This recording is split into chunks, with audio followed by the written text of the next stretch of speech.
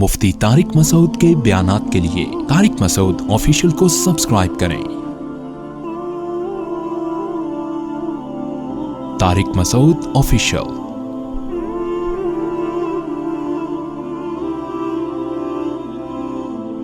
سورہ انعام میں اللہ نے توحید بہت زیادہ بیان کی، کیونکہ مکی صورت ہے نا، اپنی قدرت کہ میں یہ کرتا ہوں، میں یہ کرتا ہوں، میں نے ایسے نباتات کی مثالیں، انار کی مثال، انظروا الی ثمرہ اذا اثمر، اس انار کے پھل کو دیکھو کیسے پکتا ہے، کیسے آسمان سے اللہ بارشیں برساتا ہے، کیسے تناور درخت پیدا کرتا ہے، کیسے رنگ برنگ کی چیزیں پیدا کرتا ہے۔ اس میں اللہ نے اپنی قدرت کے بہت سارے دلائل دیے۔ اور ایک دلچسپ واقعہ، چونکہ کل ایک ہندو فیملی مسلمان ہوئی الحمدللہ، تراویح کے بعد شاید ابھی بیان میں بھی بیٹھے ہوئے ہوں، تو میاں بیوی بچے، MBBS پتہ ہے کسے کہتے ہیں؟ میاں بیوی بچوں سمیت ہم لوگ یہ والا MBBS کیا ہوا ہے ہم نے، تو وہ بھی MBBS کیے ہوئے تھے، میاں بیوی بچوں سمیت وہ مسلمان ہوئے، اللہ ان کو ایمان پہ قائم رکھے۔ تو آج جب یہ آیتیں چل رہی تھی نا، حضرت ابراہیم علیہ السلام نے اپنے والد سے کہا، وہ بھی بت پرست تھے نا ابراہیم علیہ السلام کے والد، وہ بھی پتھروں کی پوجا کیا کرتے تھے۔ تو وہ جیسے ہی آیتیں چل رہی تھیں مجھے فوراً وہ کل کا واقعہ یاد آ گیا۔ تو کل جو آئے تھے اسلام قبول کیا، میں نے ان سے کہا کہ آپ لوگ، مجھے تو شوق ہے پھر ایسی چیزیں پوچھنے کا نا، میں نے کہا آپ لوگ کیا سوچ کے، ان کی عمر ہوگی میرا خیال ہے 40 سال یا 35 سال تو ہوگی کم از کم شوہر کی عمر، تو میں نے کہا آپ لوگ کیا، یعنی کیا ہوتا ہے گھروں میں کہ اتنی عقل کیوں استعمال، چلو 35 سال میں مسلمان ہوئے پھر بھی تو 35 سال کیا سوچ کے بتوں کی عبادت کرتے رہے ہیں، اور آپ کے رشتہ دار کیا سوچتے ہیں؟ تو انہوں نے بتایا کہ دیکھو KPK میں دین کا عنصر بہت زیادہ ہے۔ پاکستان میں اگر من حیث القوم سب سے زیادہ مذہب نظر آئے گا نا تو KPK میں نظر آئے گا آپ۔ مجھے عجیب بات بتائی، انہوں نے کہا میرا بھائی ہندو ہے، KPK میں رہتا ہے، روزے سارے رکھتا ہے۔ میں نے کہا دیکھو پٹھان جو ہے نا وہ فرق نہیں کرتا کہ یہ ہندو ہے یا عیسائی، آپ KPK میں اگر ہندو بھی ہیں تو آپ کے باپ کو بھی روزہ رکھنا پڑے گا۔ وہ اس لیے کہ وہ جب صبح گھر سے بندہ نکلتا ہے، اس نے کہا ویسے بھی سارے ہوٹل بند ہیں، نہ چائے پینے کو ملے گی، کچھ بھی نہیں ملے گا، تو غیر مسلم بھی سوچتا ہے چلو یار غریبی میں ہم بھی روزہ رکھ لیں۔ تو KPK میں دین کا ماحول بہت زیادہ ہے۔ تو کہہ رہے میرا بھائی تو ہندو ہو کے بھی وہاں KPK میں رہتا ہے مگر روزے رکھتا ہے۔ ایک دفعہ ایک سکھ نے بھی مجھے بتایا تھا کہ وہ بھی مسلمان ہوئے تھے، کہہ رہے میں جب سکھ تھا پھر بھی روزے رکھتا تھا میں۔ ماحول ایسا بن جاتا ہے نا کہ سب کچھ بند ہے، تو وہ کہتا ہے چلو یار پھر جب یہ کھائیں گے ہم بھی اسی ٹائم پہ کھا لیں گے۔ خیر، تو میں ان سے پوچھ رہا تھا کہ یہ جو بت بناتے ہیں اپنے ہاتھ سے، تو یہ سوچ نہیں رہے ہوتے؟ انہوں نے کہا بناتے نہیں ہیں، یہ مندروں سے ملتے ہیں۔ واللہ عالم صحیح کہہ رہے ہوں غلط کہہ رہے ہوں، صحیح کہہ رہے ہوں گے، غلط کیوں کہیں گے بیچارے۔ یہ مندروں سے بنے بنائے بولو ملتے ہیں۔ تو مندر سے آپ بنے بنائے بت لے کے آتے ہیں، تو مختلف ان کی وہ چیزیں ہوتی ہیں کہ یہ والا بت اس کام کے لیے، یہ والا بت اس کام کے لیے، تو وغیرہ وغیرہ۔ اب کیا میں اس پہ زیادہ ڈیٹیل جاؤں، ٹھیک ہے نا؟ تو ہندو لوگ بھی بیان سن رہے ہوتے ہیں، پھر بولتے ہیں یار یہ کیا کر رہے ہیں، کس قسم کی باتیں کر رہے ہیں۔ لیکن بہرحال میرے بھائی تھوڑا سا کھوپڑی سے کام لو، تھوڑا سا عقل سے کام۔ تو یہ کہتے ہیں مجھے شروع سے ہی یہ چیز سمجھ میں نہیں آتی کہ ہم جن چیزوں کو، جو پتھر ہیں، یہ ہماری مدد کیسے کریں گے بھائی۔ تو یہی بات اللہ نے قرآن میں ذکر کی ہے۔ ابراہیم علیہ السلام نے اپنے والد سے کہا کہ اتتخذوا اصناما آلہا، آپ پتھروں کے بت بناتے ہو، خود ان کو اپنا معبود بناتے ہو، یہ تو کھلی ہوئی غلطی ہے۔ تو کیسا ریئیکشن ہوا باپ کی طرف سے، خاندان کی طرف سے۔ آج بہت سے لوگ کہتے ہیں لبرل بنتے ہیں، لیکن کوئی عیسائی اسلام قبول کرتا ہے، خاندان کی طرف سے دھمکیاں، اور ہندو اسلام قبول کرتا ہے تو خاندان کی طرف سے صرف دھمکیاں نہیں۔ عیسائی تو پھر بھی تھوڑے لبرل ہیں، کوئی عیسائی اسلام قبول کرنا چاہے اتنی رکاوٹ نہیں ہے، لیکن پاکستان میں رہنے والے ہندو جب اسلام قبول کرنا چاہتے ہیں ان کے لیے بہت بڑی رکاوٹیں کھڑی ہوتی ہیں، رکاوٹوں کے ایک پہاڑ ہوتے ہیں آگے، خاندان والے چھوڑتے نہیں ہیں اتنے آرام سے، تو زبردستی مجبور کرتے ہیں ان کو۔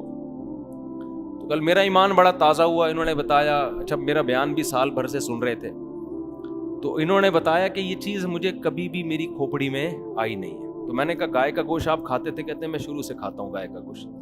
کیونکہ جب میں اپنے پنڈتوں سے پوچھتا تھا وہ کہتے تھے گائے کا گوشت مت کھاؤ, تو میں کہتا تھا بھائی کیوں نہیں کھائیں ہم؟ آج کل تو لاجک کا دور ہے نا, جب بکری کا بھی کھاتے ہیں, مرغی کا بھی کھاتے ہیں, تو گائے کا کیوں نہ کھائیں ہم؟ ٹھیک ہے نا, گائے نے کیا ایسی چیز؟ تو یہ کہاں ہے کہ یہ ہماری ماں ہے یا یہ؟ میں اکثر ایک سوال کرتا ہوں نا, گائے اگر ماں ہے تو بیل پھر باپ ہونا چاہیے, کیا خیال ہے بھائی؟ پھر بیل باپ ہونا چاہیے. بھینس کا دودھ تو آج زیادہ پیا جا رہا ہے, وہ نانی ہونی چاہیے. تو یہ پڑھے لکھے, میں جو تمام ہندو لوگ ہیں ان سے محبت کے ساتھ ایک بات عرض کر رہا ہوں, دیکھو میں جھوٹ بول کر اپنے آپ کو مطمئن کر سکتا ہوں, آپ جھوٹ بول کر اپنے آپ کو مطمئن کر سکتے ہیں, بنانے والے کو ہم دھوکہ نہیں دے سکتے. یہ جو ہندو کل مسلمان ہوئے نا, کہہ رہے تھے کہ یار اسلام کا جو عقیدہ توحید ہے نا, اتنا صاف ستھرا, اتنا واضح ہے, 2 اور 2 4 کی طرح, اس میں کوئی کنفیوژن نہیں ہے. سکون بھی کتنا ہے, قرآن نے بیان کیا, ضرب اللہ مثلا رجلا فیہ شرکاء متشاکسون. اللہ مثال دیتا ہے 2 آدمیوں کی, ایک وہ جس کے کئی آقا ہوں. یہ زیادہ خوشی میں ہوگا, سکون میں, یا جس کا صرف ایک آقا ہو؟ سکون کس میں ہے؟ تو ایک کو معبود بنانے میں سکون ہے بھائی. ہمارا ہر مسئلہ ایک اللہ ہی پورا کرے گا. آپ کے ہاں یہ 50 والا بھگوان الگ قسم کے مسائل کے, اس میں ریٹ بڑھا دو گے تو مسائل 100 والا بھگوان کے الگ ریٹ ہیں, ہول سیل کے ریٹ الگ ہیں, ریٹیل کے ریٹ الگ ہیں. پھر 4 بھگوان کے ساتھ ایک فری مل رہا ہے. اب فری والا پتہ نہیں کچھ کر بھی سکے گا کہ نہیں کر سکے گا, وہ فری والا ہے. تو 10 قسم کے مسائل ہیں. چھوڑ دو اپنے باپ دادا کی اندھی تقلید. قرآن فرعون کے بارے میں کیا کہتا ہے؟ فرعون خود بھی جہنم کی آگ میں اور اپنے ماننے والوں کو بھی جہنم کی آگ میں لے کے جائے گا. اور آخری آیت کر کے میں اپنے بیان کو ختم کرتا ہوں. ابراہیم علیہ السلام نے اپنی قوم سے کہا, انما اتخذتم من دون اللہ اوثانا مودۃ بینکم فی الحیات الدنیا. یہ ہندو بھائیوں سے خاص گزارش ہے کہ اس آیت کو غور سے سنیں, خاص گزارش ہے. دیکھو ہم اپنا مذہب کسی پہ تھوپتے نہیں ہیں, آپ کی مرضی, آپ اسلام لائیں نہ لائیں. جب بھی اسلامی حکومتیں آئی ہیں مذہبی آزادی دی گئی ہے. 1000 سال ہندوستان پہ مسلمانوں نے حکومت کی ہے, مگر مندر اس وقت بھی تھے اور آج بھی ہیں. پاکستان میں بھی مندر ہیں, کھلے عام ہندوؤں کو اس میں جانے کی اجازت ہے.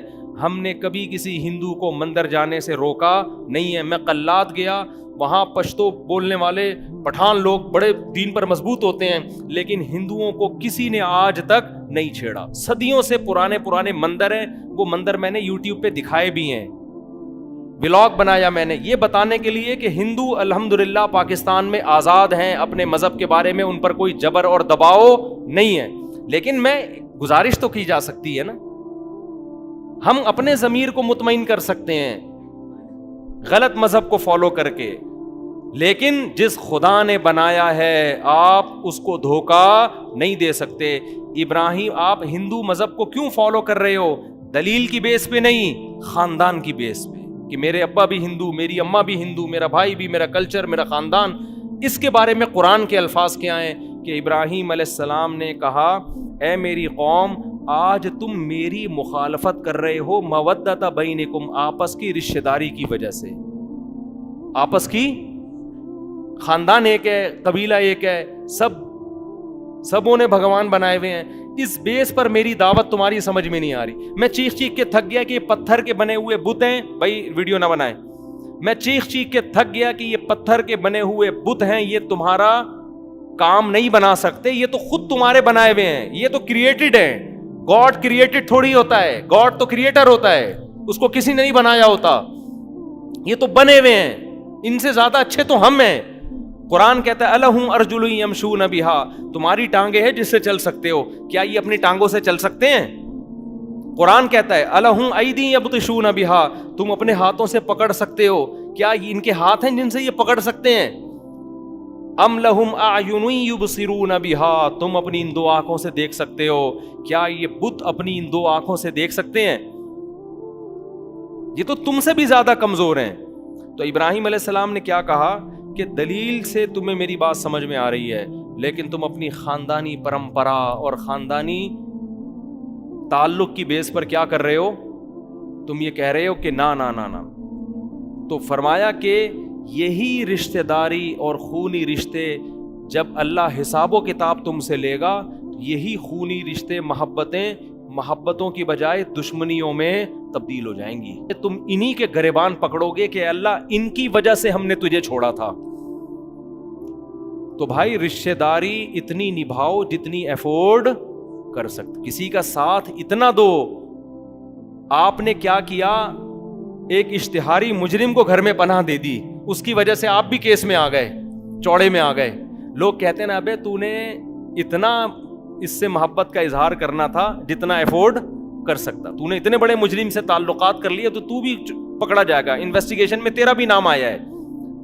تو آپ اپنے باپ دادا, اپنی ماں, اپنی بہن, اپنے رشتوں کی وجہ سے ان پتھروں کے سامنے جھک رہے ہو, تو یہی چیز قیامت کے دن دشمنی کا ذریعہ بنے گی. اور ایک دوسرے پر الزام دھرو گے, اے اللہ ان کی وجہ سے ہم نے ان پتھروں کو. قرآن کہہ رہا ہے انکم وما تعبدون من دون اللہ حسب جہنم, تمہیں ان پتھروں کے بنی ہوئی مورتیوں کے ساتھ اللہ جہنم کی آگ میں ڈالے گا. دنیا میں کچھ بھی نہیں ہے بھائی, دنیا میں تو اللہ نے آزادی رکھی ہے. لا اکراہ فی الدین, قرآن کہہ رہا ہے دین میں زبردستی نہیں ہے, کوئی زبردستی نہیں. دنیا میں تو مندر بھی ہوں گے, چرچ بھی ہوں گے, مسجدیں بھی ہوں گی, جو اس کا دل چاہے. شراب جو غیر مسلم شراب پیتا ہے وہ اسلامی سلطنت میں غیر مسلم شراب پیتے رہے ہیں, ان پر تھوڑی پابندی ہے. تو مسلمان پر پابندی ہے شراب پینے کی. تو اس دنیا میں تو آزادی ہے, لیکن اس آزادی کا یہ مطلب نہیں ہے کہ آخرت میں بھی آزادی ہوگی. آخرت میں اللہ حساب و کتاب لے گا. تو اس دن کے آنے سے پہلے انسان کو چاہیے اپنے عقیدے کو درست کر لے. اور غیر مسلموں سے آخری بات کر کے بس بیان ختم کرتا ہوں. بعض غیر مسلم, خاص طور پہ جو لڑکیاں, کم عمر لڑکیاں ہوتی ہیں گھروں میں, بالغ ہوتی ہیں لیکن کم عمر ہوتی ہیں, ان پہ بہت زیادہ دباؤ ہوتا ہے.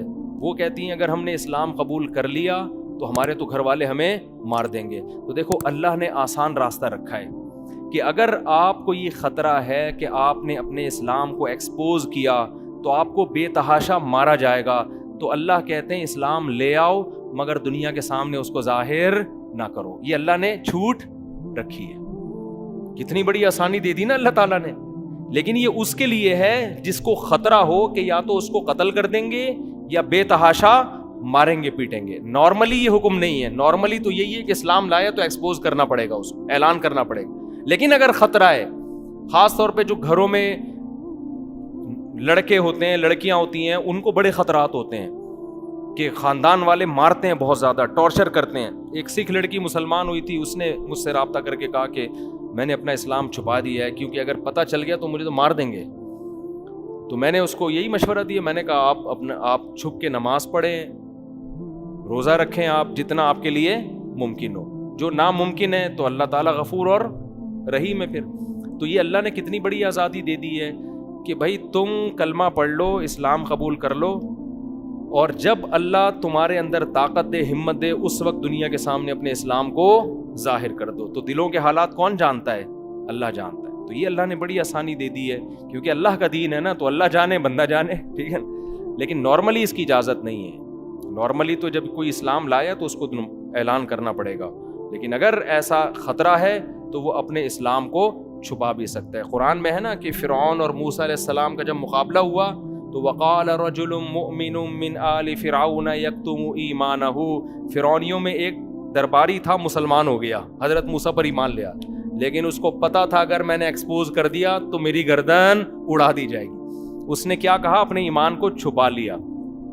چھپانے کے بعد اب فرعون کو مشورہ دے رہا ہے کہ بھائی دیکھو تم موسیٰ سے دشمنی تو لے رہے ہو, لیکن بالفرض اگر یہ سچے نبی نکلے, بالفرض امکان تو ہے نا, تو پھر ہماری ایسی کی تیسی ہو جائے گی. ایمان کو چھپا کے کیسے مشورے دے رہا ہے بہترین. اور کہا یوسف علیہ السلام بھی اللہ کے پیغمبر, ان کا بھی دعویٰ تھا کہ وہ اللہ کے پیغمبر ہیں, ہم نے ان کو بھی جھٹلایا. اور اس کا دعویٰ کیا ہے موسیٰ کا, کیسا دیکھو کیسی تبلیغ کر رہا ہے وہ, کہ موسیٰ کا دعویٰ ہے کہ ایک خدا پر ایمان لے آؤ.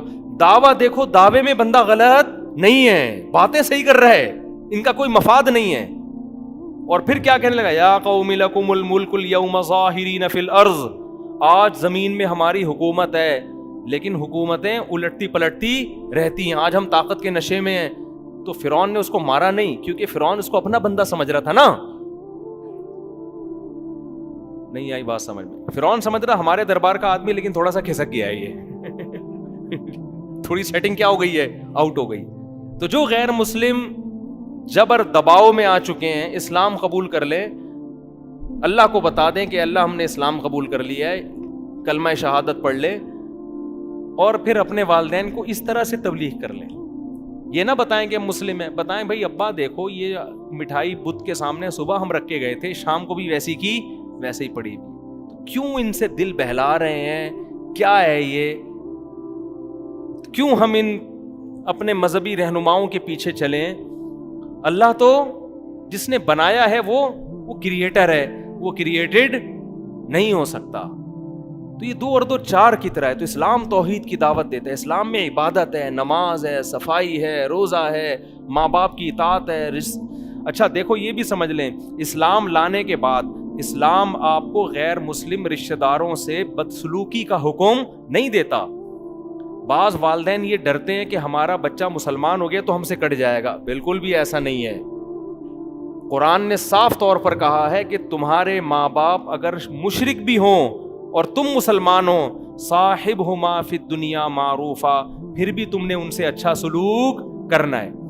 تو اگر کوئی غیر مسلم مسلمان ہونا چاہتا ہے تو بھائی اس کے خاندان والے یہ نہ سمجھیں کہ اسلام لانے کے بعد یہ ہم سے کٹ جائے گا. نہیں کٹے گا. مولوی اس کو کٹنے کا مشورہ نہیں دیں گے. مولوی کہیں گے تمہارا باپ، تمہاری ماں، تمہاری خالہ، تمہاری پھپھو، تمہاری چاچی آج بھی خالہ ہے، آج بھی پھپھو ہے، آج بھی بہن ہے، آج بھی بھائی کیا ہے؟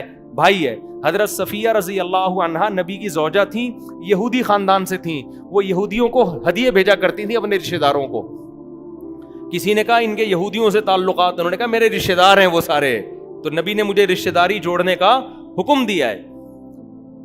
تو بعض غیر مسلم سمجھتے ہیں مسلمان ہو گیا تو بالکل ہی کٹ جائے گا. نہیں بھائی، وہ مسلمان اس کو ہونے دیں اگر وہ ہونا چاہ رہے ہیں. آپ لبرل بنے نا، سچی مچی کے لبرل.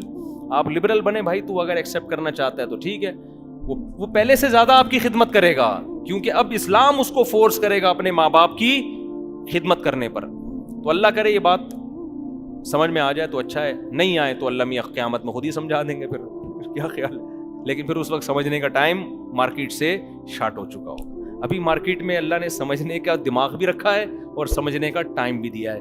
موت کے بعد سمجھنے کا دماغ تو ہوگا، سمجھنے کے لیے مہلت نہیں ملے گی. اللہ عمل کی توفیق عطا فرمائے. سبحانک اللہم و بحمدک، نشہد ان لا الہ الا انت، نستغفرک و نتوب الیک.